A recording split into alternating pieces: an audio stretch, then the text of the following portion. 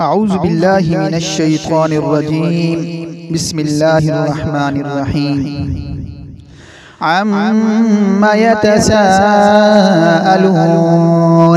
عن النبأ العظيم الذي هم فيه مختلفون كلا سيعلمون ثم كلا سيعلمون ألم نجعل الأرض مهادا والجبال أوتادا وخلقناكم أزواجا وجعلنا نومكم سباتا وجعلنا الليل لباسا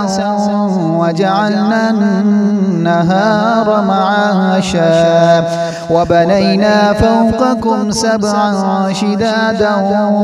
وجعلنا سراجا وهاجا وأنزلنا من المعصرات ماء ثجاجا لنخرج به حبا ونباتا وجنات ألفافا إن يوم الفصل كان ميقاتا يوم ينفخ في الصور فتأتون أفواجا وفتحت السماء فكانت أبوابا وسيرت الجبال فكانت سرابا إن جهنم كانت مرصادا للطاغين مآبا لابثين فيها أحقابا لا يذوقون فيها بردا ولا شرابا إلا حميما وغساقا جزاء وفاقا إنهم كانوا لا يرجون حسابا وكذبوا بآياتنا كذابا وكل شيء أحصيناه كتابا فذوقوا فلن نزيدكم إلا عذابا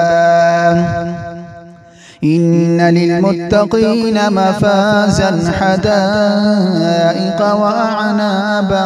وكواعب أترابا وكأسا دهاقا لا يسمعون فيها لغوا ولا كذابا جزاء